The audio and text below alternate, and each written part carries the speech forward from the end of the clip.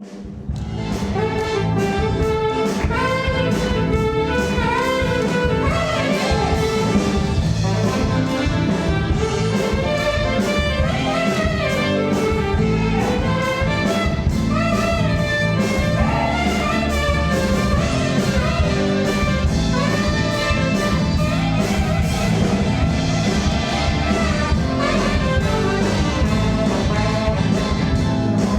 không bỏ lỡ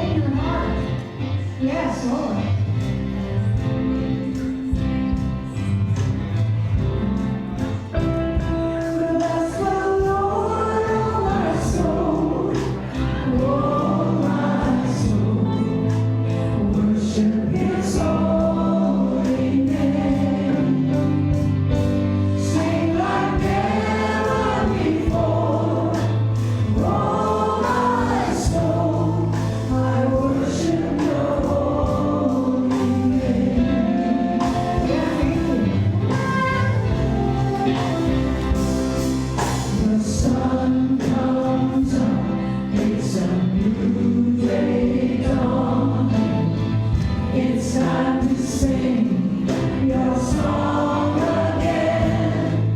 Whatever may pass and whatever lies before me.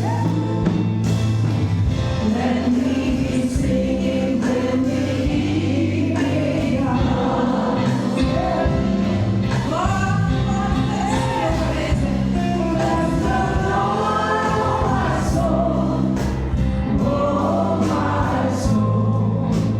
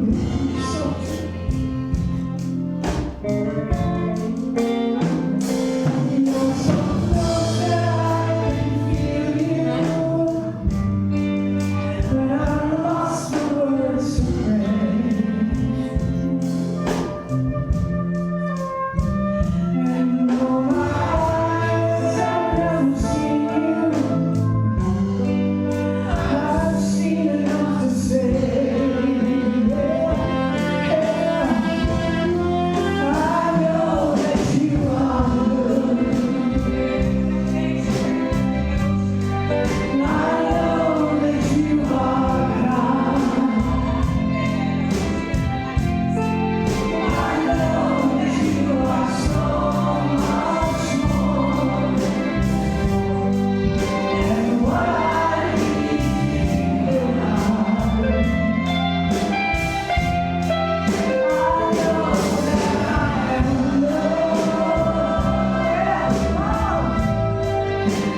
know that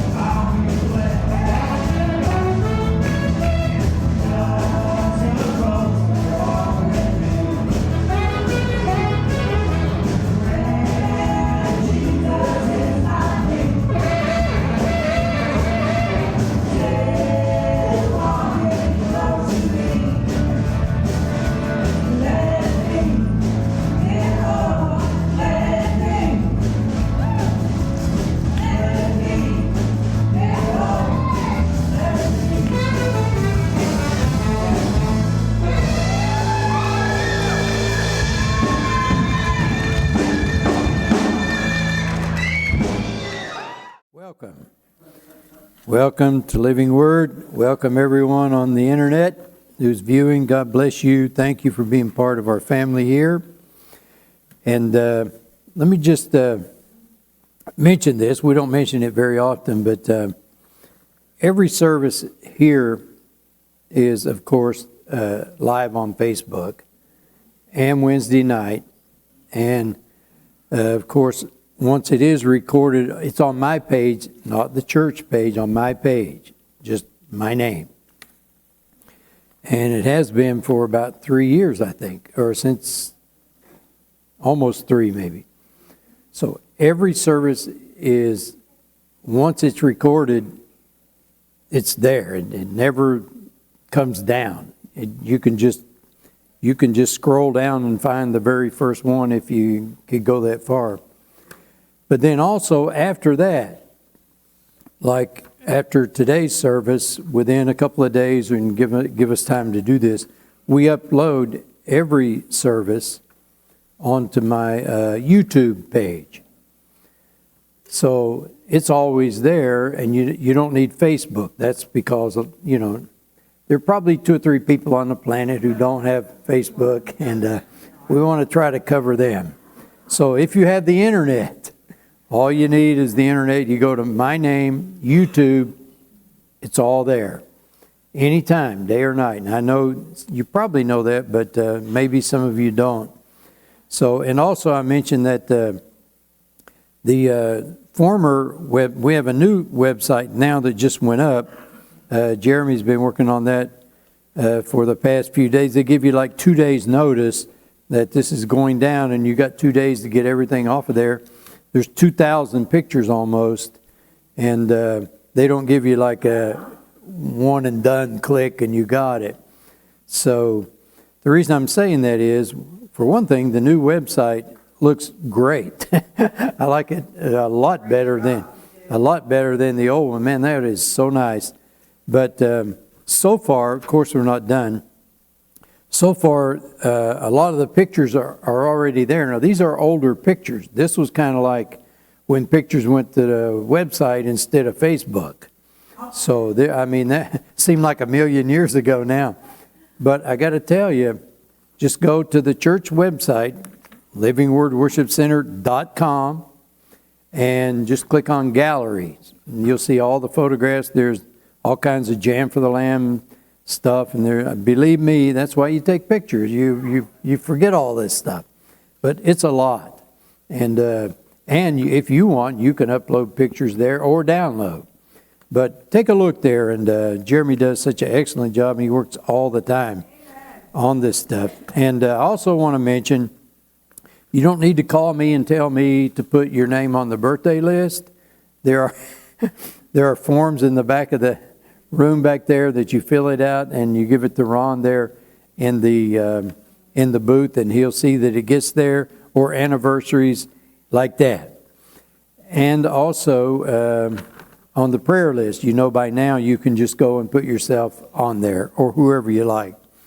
But let me also not forget to thank you for the generous contributions that you make here all the time, once a week anyway. Here, our tradition is and has been and will be, I guess, until we know otherwise. We have one opportunity. We receive one offering officially during this Sunday morning service, and we don't mention it anymore that week. So you're free to give or not to give. That's up to you. If you know what you're doing, you'll be the first one to give. There are only tithers and robbers. Don't be a robber. So, I don't have all day. So I got that's the bottom line. But anyway, I do thank you very much for this, and today and for all the years that have passed, of course. And I mentioned just one more time that a week from today, on September 24th, part of that service, we're doing a memorial tribute to Jimmy Estep, who was he passed away a few weeks ago. He was married to my mom for I hope I don't get this wrong. I think like 40 years maybe, something like that. Long time. So anyway, we're going to do, his military service was already performed on September 1st at the Great Lakes National Cemetery. Beautiful service, as it always is. But we want to give a memorial tribute to him next week. It's a regular church service. Everyone, of course, is encouraged to come. And it really does help the folks who are out of town, out of state, and so forth, to be able to just view live and have a record forever, relatively speaking, of the service. So we look forward to that. And boy, 10,000 reasons, I could see that happening again. The Les Paul and all. Man, I want to do every song. No, that one. Oh, no, I like that one. Let's do that one. But it's going to be a great service, and we appreciate all of you so much. So we want to pray today for Linda Kovac, Sandy K. Palumbo, for Dennis, I'm just going to read what I have here. I hope I get this right. Band-Aid Sons of God, is that like his moniker? Okay. Corinne Johnson and family, and Smitty 56 Chevy. Is that one guy? Okay. We write in other tongues here. You have to a little interpretive. And for Maggie also, it looks like, right? Okay. For Karen and for Robert Kirby Jr., who is still having a lot of pain from his recent surgery. As you know, he's been through a lot of surgeries and didn't go well, and he's still got some more to go, but he's doing good, and so he asked for our prayers, and we're more than happy to do that. And from the room here for Jesse, Rome, Marilyn, Gary, Jan, Lisa, Michael, darn, I was doing good. L.A. Lane, is it? L-A-Y-N? Could that be? Lynn. Okay, we'll go with that. Chris, Sarah, Debbie, Bev, and JT, Sharon Lyson, Jim Boyd, Carrie, Rose O'Mara, Karen Kulik, Greg Stone, Elizabeth Parsons, Kyle and Aaron Stone, Carmelo, Jimmy, John, Brad Mitchell, Isabella, Gabriella, Debbie, and Cowboy from the Zulus MC, and Sweet Pea also. So go ahead, Russ. Kathy Bennett. Kathy. Mm-hmm. Yeah, let me just jot that here. Okay. Anyone else quickly? We good? Go ahead. Oh. Okay, for Beverly. Did you get your certificate when you came in? Okay, good. Beverly Hanson. Okay. Anyone else? Okay, good. So if you would, please, let's all agree together in prayer for these folks. And I ask you at home, on the internet, if you would agree with us also. And let's pray now. Our Father in heaven, you're so wonderful, we don't even know where to begin to thank you, but we do thank you. We continue to praise you and worship you, not just throughout this service, but our life is a worship unto you. And we mean that. With the best of our ability, with your help, by your grace, we live for no other reason but your purpose and your will. And we ask that you would minister to all those who have been named here, that you would minister healing and comfort and strength and all that is necessary in their lives. We thank you that you bless us all in this way. And for the remainder of this service, may your word be alive to us. And may we be able to open our hearts and ears and see and hear and embrace this wonderful word of life in order that we will be changed in the measure, the greatest measure possible in this brief moment that we have. May your blessing continue to abound in all that has been named here today. In Jesus' name, amen. Amen. Thank you very much. Today's topic or title is, I call it the Valley of Decision. And it just seems like a lot of decisions. I got to thinking about that. I'm using for the theme verse Joel 3:14. Multitudes, multitudes in the valley of decision. For the day of the Lord is near in the valley of decision. This kind of would go without saying. It's a subconscious or unconscious truth that our entire life could be defined by nothing else but a continuous, nonstop series of decisions. When your eyes open this morning, you made a decision. Some made a decision to roll over, Some decided, oh, it's Sunday. Okay, so decisions are important. Every decision you've ever made in your life combined and funneled into this very moment in history. Any one of those decisions along the way would have altered the course in some measure of your life. Amen.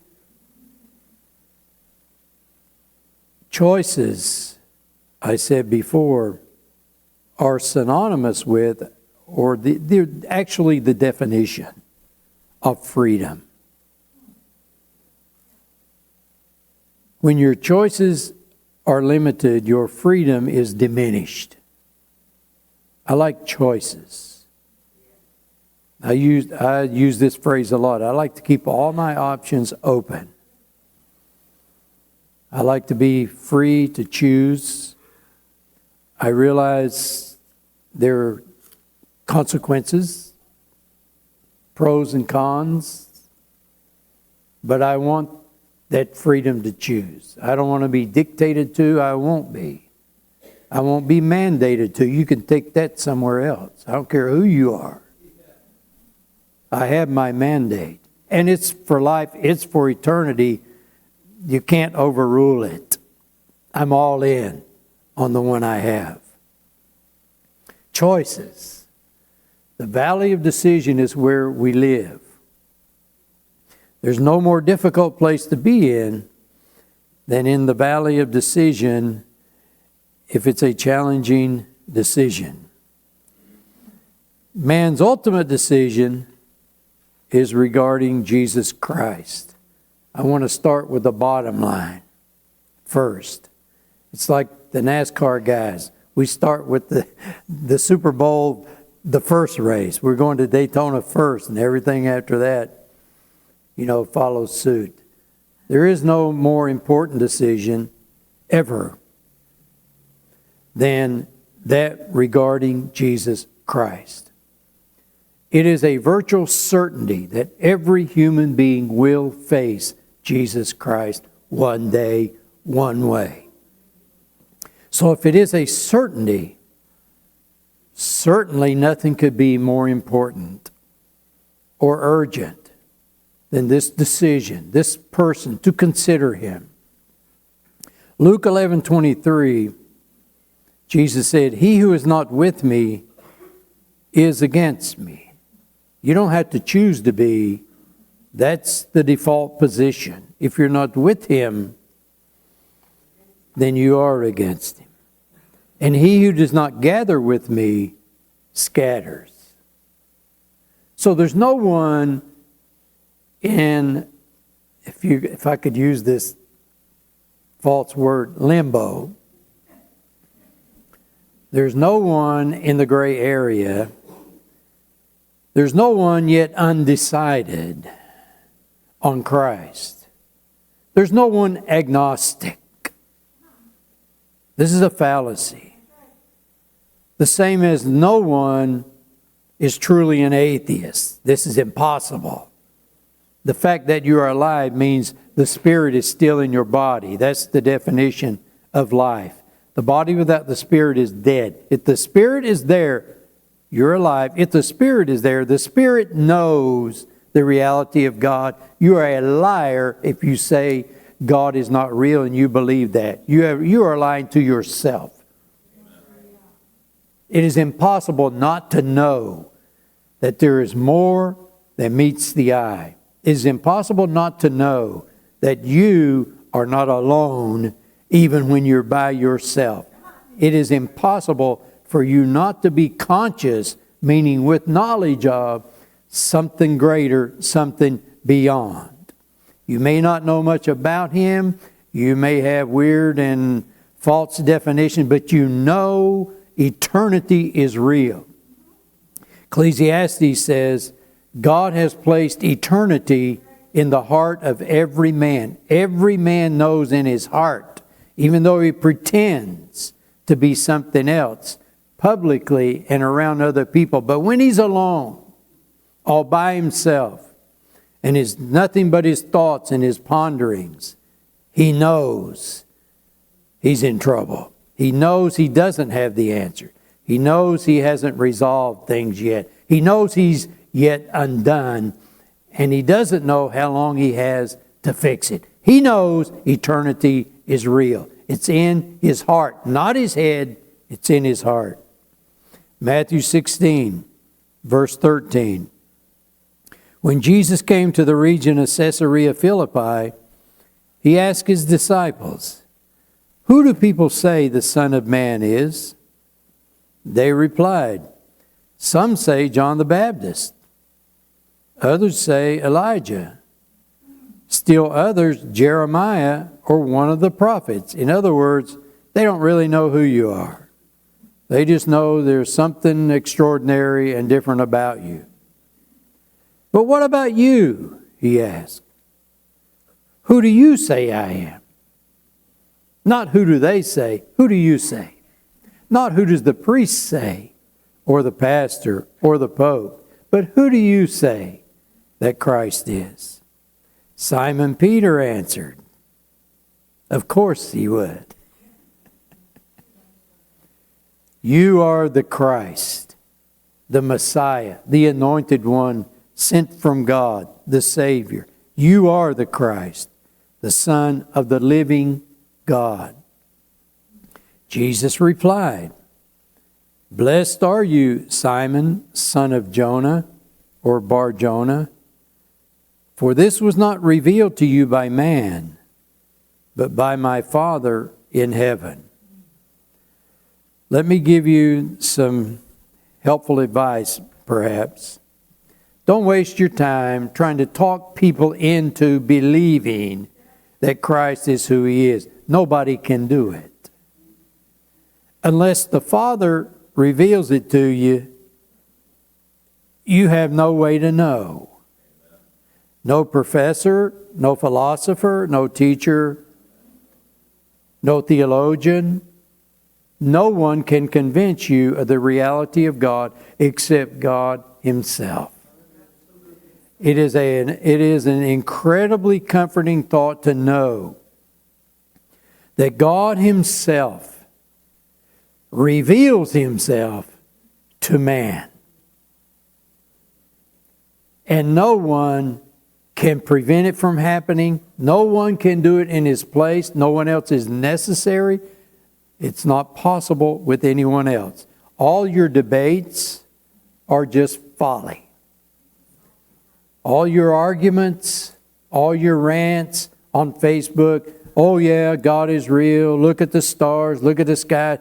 You're wasting your breath. It is the Spirit of God, and by no other means, that man knows the reality of God. He introduces Himself to us. Otherwise, we have no way of knowing Him. I can tell you where to look, but you must seek to find. This is amazing. I love this. This gospel is so airtight. There are no loopholes. There are no exceptions. There is nothing to worry about, nothing to fear. He is there. All of us are here today as a result of the decisions we've made up to now. So the question up front is this: what is your decision regarding Christ? What do you say? Who is He? You know, before I became a Christian or studied the Bible or anything or knew anything, I was a little confused all the time. Not that I was bothering to investigate, but I was always confused. I would hear Jesus, then I would hear God, and you're supposed to go with God, you're supposed to go with Jesus. Well, make up your mind. What do you do here? This is confusing. Our job is to do one thing: paint the plainest and clearest picture we can, so that when men gaze upon Him, He will be easy to see. Don't cover Him up in religious veneer. Layer after layer of your church teachings, of your personal conviction, of your expertise, of your seniority and all that you know. Don't layer Him over with this. Miracle of miracles, it is still amazing to me that anyone has found Christ beneath the rubble that we buried Him under. Christ reveals Himself. Preach Christ, He'll prove Himself. You don't have to prove Him. You don't have to defend Him. Don't waste your time debating. Just preach the gospel. God will take care of the rest. So, I want to talk a little bit. This is pretty simple stuff here, but pretty important. The decision-making process itself. You may be surprised at how difficult this can be for some people. The main attribute of leaders is their willingness to make decisions. Making a decision involves choices. You follow me so far? It is taking a risk. It means there are options. You have to pick one. And there's no one to tell you which one. If someone else were to tell you which way to go, then it wouldn't be a decision, would it? We find ourselves on a daily basis, all but constantly, what I call at a fork in the road. We come to an intersection. Anytime you come to an intersection, there are options, there are choices. It is a statistical reality that most accidents happen at intersections because people are making bad choices. Pretty simple, isn't it? Profound, though. I have learned this lately. If you've been paying attention on the highways, you've learned that colored lights are irrelevant. You better just duck your head and run. Red means nothing. Get in line and get through the light. I don't want to waste your time with this. You probably already know this. It is unusual now that you will spend much time on any given day, even perhaps today, when you won't see something that ought not to be. People are doing very dumb things, dangerous things, at all of our peril. It's constant almost. It is. It's definitely different. Very different. So, but these intersections, when you come to an intersection, you have a couple of choices. You can either proceed forward, you can go left, you can go right, or you can sit there until someone gives you a hint and a nudge. But you have choices. As long as everything is in a straight line and no curves and no intersections and no lights and no stop signs, everything is smooth. But life is not a straight line, is it? So, number one, never make a decision when no decision is necessary. Don't invent trouble unnecessarily. Now, this may sound sort of, well, that's kind of obvious. That seems like no one would do that. You might be surprised. Don't make a decision if one is not required. Don't just sit around and think up decisions you're going to make. And say things you're going to do. And say things you're not going to do. Like, oh, I can't live this way any longer. I got to do something. You know that's not really true. You could live that way. Plenty of people do, and worse.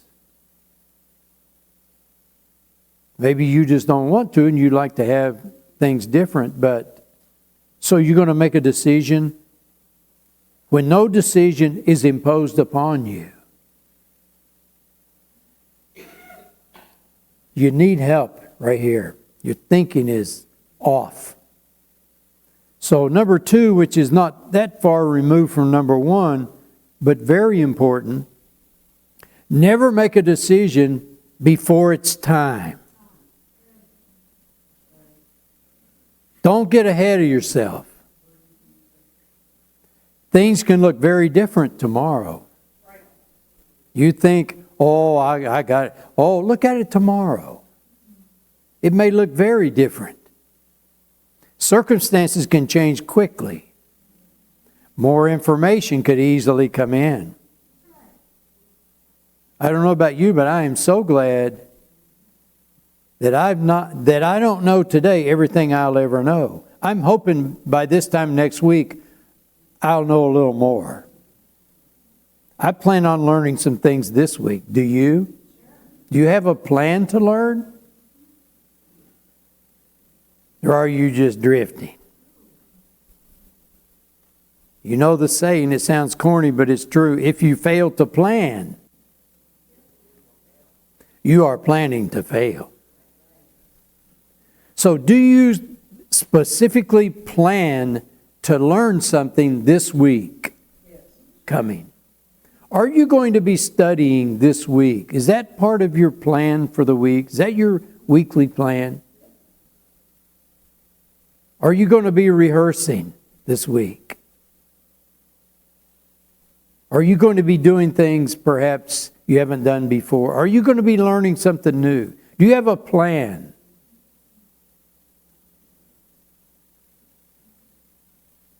Things change over time.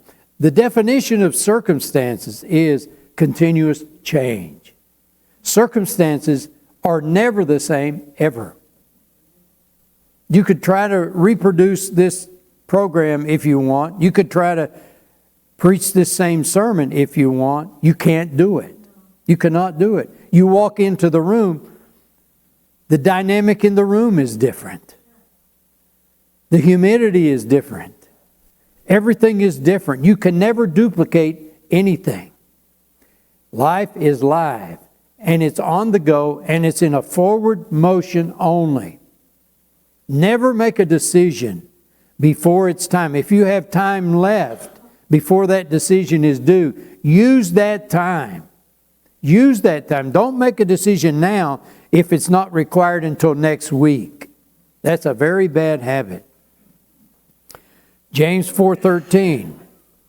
James 4:13. Now listen. James said that, not me. Now listen, you who say, today or tomorrow we'll go to this or that city, spend a year there, carry on business and make money. Well, you don't even know what will happen tomorrow. What is your life? You are a mist that appears for a little while and then vanishes. Instead, you ought to say, if it is the Lord's will, we will live and do this or that. Start prefacing all of this with two words, Lord willing. Lord willing, I plan to go vacation next year, whatever. Let me show you this. If you said today, next year, I'm going to wherever, you pick a place. Paris, France. Not that I'm encouraging that. Next year, I'm going to Paris. Wow, that's fantastic. So next year comes, and you go to Paris. People say, well, okay, he went to Paris. But if you don't go, they will never forget that you said that and then didn't go. So wait till next year when the time is up, and then you can go or not go, and you win both ways. Why put yourself out on a limb unnecessarily and saw your own self off? Why say things that are not necessary to say? Why make boast or whatever it is on things that no one is even asking? It's a very bad habit. So, never make a decision if a decision is not required. Don't invent decisions. Never make a decision until the time is up. When it's time, then make it. Number 3, count the cost. Count the cost of the decision. Counting the cost is not like counting the price. The price of a building is only known after the building is finished and the bills are added up.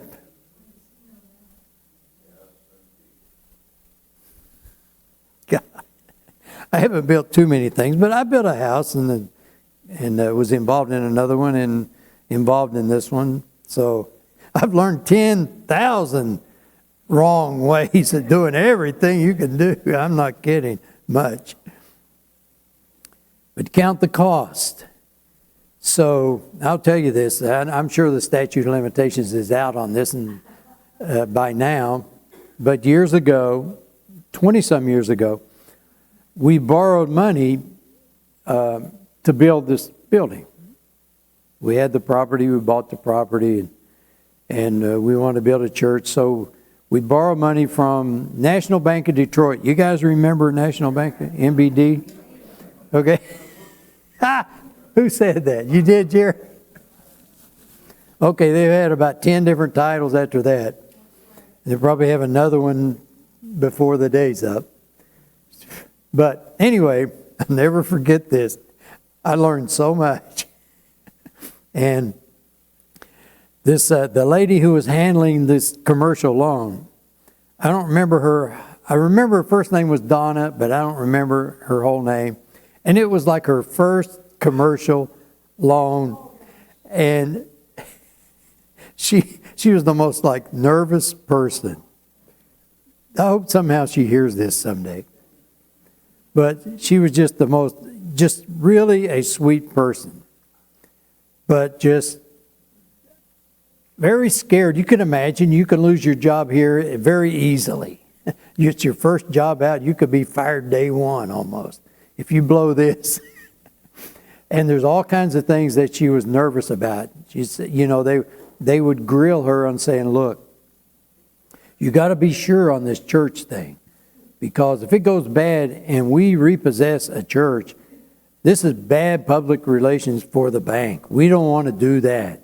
So this has got to be right. So, I mean, man, they raked me over the coals, believe me. So, anyway, I'll never forget this. So this place was just a field then. There was no subdivision over there, nothing over there. Just This is a long time ago. So we're walking around out here kind of like, you know, she's checking the place out. It's the field. So there's woods back here. Most of y'all know, maybe you don't. There's 20 acres here. It goes back a quarter of a mile that way. All the woods. If you go through the woods and come out on the other end in somebody's backyard, that's the end of the property. So we start walking back through the woods, and you know, it's just woods. And there's an old rusted out bucket. They used to have metal buckets. It didn't have all this plastic. And what was left of it was just laying there, you know, just a handle, and maybe most of the bucket was there, and it's kind of rusted out.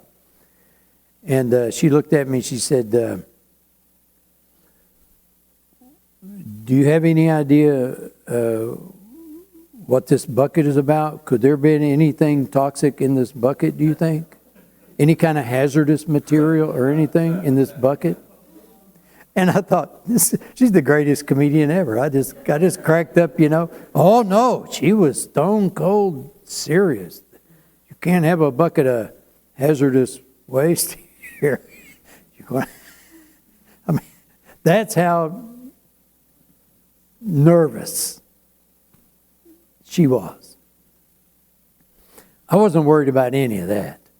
I had my hands full with other things, but not that.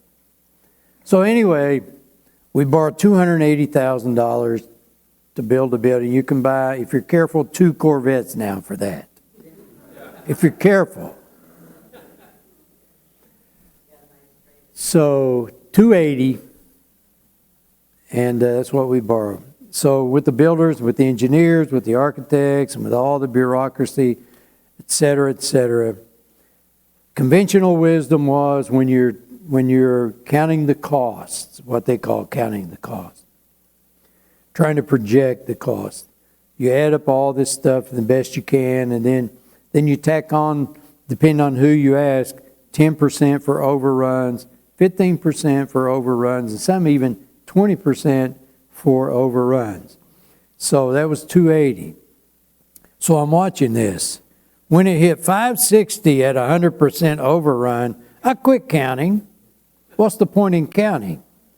You have to have this disposition to begin. You cannot start if you have any other ideas. You have to be willing to pay whatever it costs. If you set a limit, find another line of work and get in it. You have to be able to work as hard as it takes, for as long as it takes, and pay as much as you have to pay, or don't begin. You can't do this work. This is your life in a way. This is why many recoil so easily. This is why many are so averse to making decisions, because they're afraid of making a wrong one. Well, welcome to the real world. Life is a calculated risk. You don't get guarantees. But counting the cost. So it was 560, and who knows after that. And when they would ask me, when are you going to be in the building? When's it going to be done? So I would ask the builder guy. He'd say, oh, you should be in by Easter, no problem. He just didn't say what year. I can't remember what Easter. We made it by some Easter, but that's the truth. Scarlett, you remember a lot of this almost. You're almost on the ground floor. This stage here was just plywood, and these walls were stud walls. There was no electricity in the building, and winter was coming. We had a keyboard with flashlight batteries in it, D-cell batteries. That's part of the cost. So we kept going, of course. We paid it off just like the Lord would, you know, ahead of time. Nothing like that. Wasn't easy. Took everything we had for as long as we had. We worked hard. I mowed my grass at home with lights on at night to try to get back over here, start the day shift at 7 o'clock, and then the other shift came in at 3 or 4, and they're just starting, and I'm there with that. And if I don't bring them coffee and donuts to start them at 7 o'clock in the morning, they won't work all day. That's part of the cost. You all think I'm exaggerating. I'm not. The guy up on that scaffolding doing that ceiling right there, I walk in the room here and their mouth is going, boy. See, I hadn't been around that much. And he's down here telling his boss, if you don't do this, I go home and blah, blah, blah. So I just stand right there. I said, as far as I'm concerned, you can go home now and never come back. And any of the rest of you. And I don't care if you come back or not. None of you. I don't care.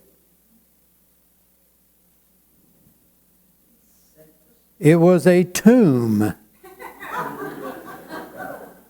for the rest of the day here. I never heard another word out of any of them. And I wasn't kidding. And they know I'm not kidding. I'm not kidding now. I ain't begging you for nothing. You don't want to do it? Get out. Don't threaten nothing with me. This is not some kid's work. This is not some business I'm in. This is Nehemiah on the wall for God. For God. You come up this wall, you see this trowel here, I'm going to build this wall until you come up it. When you come up it, you see this spear here, this is for you. Now you stay down there, we all live happily ever after. This is for God. This is not some goofy hobby. This is not some part-time venture. This is not tried and see. This is your life on the line and you run in to do it. Count the cost. Now, counting the cost is best illustrated this way. And don't forget this. No one ever tells you this. This is the most important thing. What will it cost you if you don't build it? Until you can count that, you don't know yet what to do. What if you didn't? We use this as an obvious example. It's easy to see. If you didn't build, then how many hundreds and thousands of people in almost 3 decades you would never cross paths? Only God knows. What if that never happened? I'm not saying it'd be the end of the world and good things would happen in other places and all that. I'm not saying all that. But all of this would have never happened. That was a cost I was not willing to pay.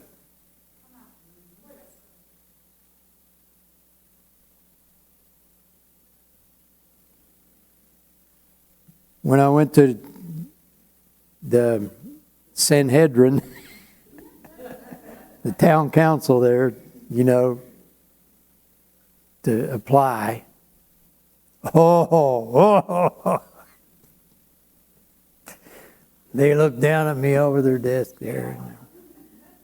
The whole row of them. And the first comment from this guy over here was, well, there won't be any property tax on that. And some guy down here said, that's not the issue at hand right here. And then the guy next to him said, if we want to, we can make you build a wall around the entire property.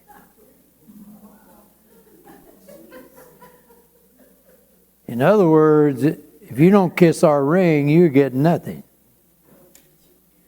So I just stood there. And that same presence you're talking about, I never doubted that one day I would be here and they all gone. Not that they bad people, they just regular people who don't know God, that's all. Some of them did. Denny, you remember this, when Denny's responsible for that sign out there more than anybody else. He realized we need a sign, he campaigned it, and the sign, it's thank you, Denny, again. We had one of them rental thing, or not rental, them little things with a extension cord. It's part of the cost, right, Denny? So we had that all approved. We got the biggest sign company, I think, one of the biggest in the nation out of Florida to do this and design it and send all this slicks and all this stuff. I take it down there. They review it. This is the Architectural Review Board in Brownstown. Some of y'all might be familiar with it. The guy who was the head of everything, the last signature of everything in that township, he gave me the greatest favor I'd say he did anybody. He knew I was in over my head and had no idea what I was doing and had no chance in his mind. But he knew I was a man of integrity. He knew I wouldn't lie to him. He knew I wasn't a shyster. I wasn't like everybody else that's been in his office all day. So he helped me. The fire marshal helped me. This whole building was supposed to have been sprinkled with all this and all kinds of code and all that kind of stuff. You're into the building. And new rules just keep cropping up. Codes keep changing in the process. So the fire marshal, Jeff Drulard, he called me one day and said, I got something I think you're going to be happy with. He said, there is an ordinance or whatever. He said, if you can just dedicate a lane here next to your building with no parking. So an emergency vehicle like a fire truck or ambulance would always have access right there. Then we can waive all this sprinkling system and all this automatic sprinklers and all that kind of stuff. It's like $50,000 then. So it's, $50 to stripe the lot. So things like that. But you have to have favor. You can't go marching in there and tell them you're here in the name of God and, they know right away how phony you are and you got no business in that line of work. They know. They know. People know you by your spirit. You can pretend all you want, but in 5 minutes, they know you. Count the cost of building and then count the cost of not building. And when you can do that, then you'll have your answer. Maybe you shouldn't. Maybe you should. But until you count it both ways, you don't know. So, Luke 14:28, which of you intending to build a tower does not first sit down and count the cost, whether he has enough to finish it? All you can do is project. What is the cost? I just told you. The cost is your life. You cannot keep back any part of the price, period. If you have limits, if there's a line you won't cross, if there's something you won't do or somewhere you won't go, or if there's a day you won't show up ever, you can't do this work. That's the cost. Number 4, seek godly counsel from those you care about, from those who care about you enough to be honest and objective. Iron sharpens iron, so a friend sharpens another friend. You're not looking for agreement, you're looking for objectivity. The reason we seek counsel is to glean other perspectives that we would not see ourselves. That's why you get counsel. Listen carefully to differing viewpoints. Many times I have initially rejected ideas which seem right the following day. Many times. When it comes up, oh, that won't work. The next day I'm thinking, wow, wait a minute. Maybe that will work. And so you rethink it. People are quick to knock down everything you say, just boom, as soon as you say it. The Bible says, don't cast your pearls before swine. If you have something that's simmering in you, don't just throw it out there and let people just comment on it. That's a treasure that you need to nurture and be careful how you put it out there. Number 5, bold letters, pray. Now is the time to pray. Not before, now. You're at the point now where prayer is critical. Prayer. Now is the time for serious prayer. You must reach the point of complete objectivity before your judgment is trustworthy. If you have any personal desire whatsoever, your judgment cannot be trusted. You must genuinely be willing to go or to stay. You must be just as willing to build or not build. If you have bias either way, your judgment is skewed. It's not reliable. It's not trustworthy. That's why you stay in trouble all the time. In the Garden of Gethsemane, Jesus prayed 3 times prior to going to the cross, to the point of complete objectivity, till His will became His Father's will. There's 2 wills that converge. As if His will became the Father's will, as if He had no will but the Father's will. Luke 22:42, here's what Jesus said. After 3 times, sweating blood. If there's any other way, now's the time. We're here. The pressure's on. The cross awaits. If there's another way, if there's a mistake, we need this. There can be no mistake. Mankind, humanity, and His own life was at stake here. There can be no error whatsoever. There can be no deviation from the will of God. There can be no bias. He cannot flinch either way. He cannot even allow His love to drive Him off the path that God has precisely prescribed. It must be exact. Nevertheless, He said, there's no bigger word. Nevertheless, not my will be done, but thine. After praying 3 times, if this cup could be taken from me, if there's some other way, finally He said, let's go. Not my will, but your will.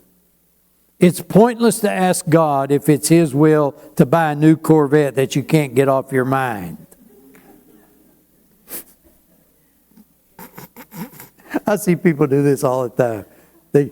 When they get real hot for something, they'll start acting religious. Oh, I need to pray about this. I need to pray some more about this. I need to pray. I need to go to prayer. I need to go to the Lord. I need to ask the Lord about this. You know good and well you're wasting your time, and He is.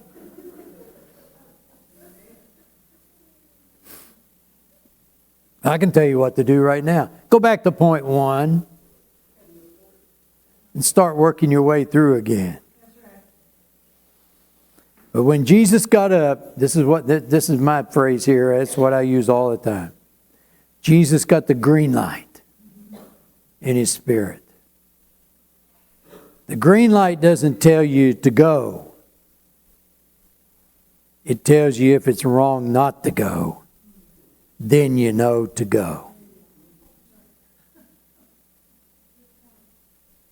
Until you get it here, you're not going anywhere.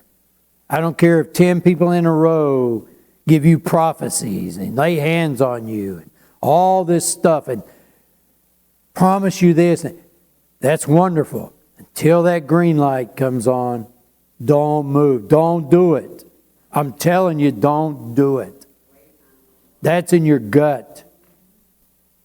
Until you have that, your judgment is no good.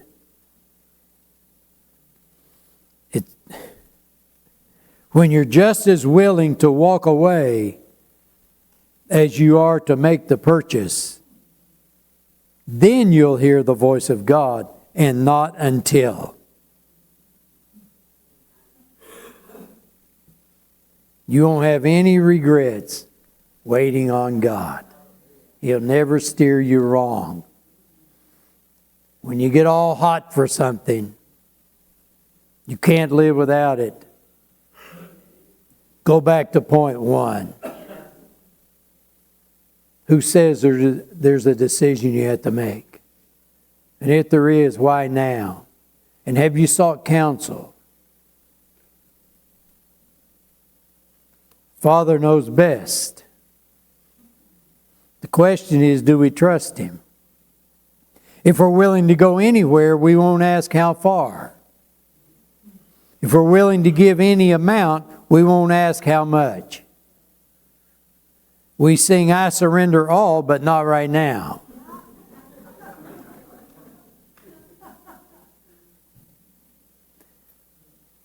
And then number 6, make a decision. When the time is up, you've done all that you can do. Now, make the decision with confidence. You've done your best. You don't have to explain it to no one. You and you alone. Make the decision. And number 7, very important, never look back. Once the decision is made, listen to me. The matter is closed. Never speak of it again. Don't ever say, oh, maybe I should have done this. Or I wish I wouldn't have done that. You're wasting precious words that you're going to have to give account for. Meter your words. Imagine, if you will, and there is a meter to your mouth. There's a mouth meter. And every word, it's like your electric meter, your water meter. All this stuff is adding up. It's being spent. It's being said. Save the bill. Save the bill. Once the decision is made, what is the point in saying, oh, I wish I'd have made a different decision? Can you turn the clock back? The decision is made. The question is never why. The question is always, what now? Don't get weird and insecure and all afraid, and then start backtracking and talking to people. Do you think I should have done this instead? Oh, God. Go back to point 1, start over. Genesis 19:26. Lot's wife looked back. She became a pillar of salt. She tarried instead of moving on out of the city like she's supposed to, and was caught in the volcanic eruption. She was fossilized. She left Sodom, but Sodom never left her. She looked longingly back. She didn't want to go. She reluctantly left. She never really left until it left her. And finally, it buried her.